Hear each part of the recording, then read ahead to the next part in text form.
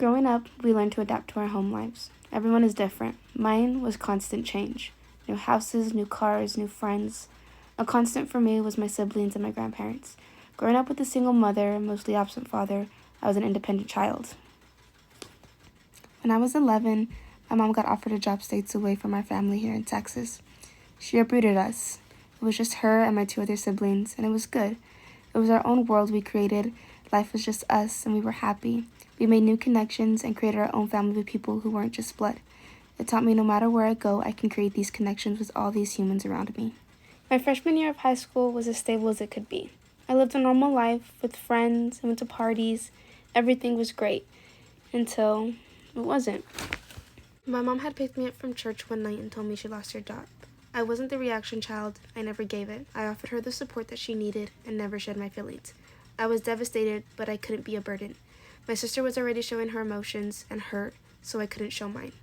My mom moved us back to Texas with my grandma, and that's where we spent the rest of our 6 months of school year. We moved back to Arkansas so my sister could finish off her senior year with her friends. After being kicked out of my mom's boyfriends, we were staying at a pool house in my mom's friend's backyard. It was May, we had 4 weeks of school left to finish, and my mom decided in less than 24 hours we were moving to Houston. That made me mad. It made me angry. I never yelled at my mom when we were moving, I just complied. We moved into a 1-bedroom apartment with 7 people. It was suffocating. After finishing off my sophomore year in Houston, after my 5th high school, I moved back in with my grandparents. They gave me everything I needed.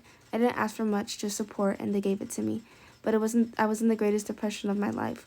I wouldn't leave my room for hours, and I just couldn't get up for days. I would spend Christmases alone because I just couldn't bear the idea of spending it without my family. I felt so bad. I felt so selfish for leaving, but I did it for myself. Settling in with my grandparents was easy and hard at the same time. My brother called me saying he couldn't do it with my mom anymore, so he called my grandma saying if we could pick him up. My mom met us halfway and we got him. It was hard, the decision to make. I was so angry at her that she could hurt him the way she hurt me.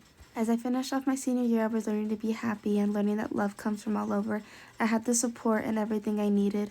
I had a job that I loved and worked, and I was ready to start my new life as an adult.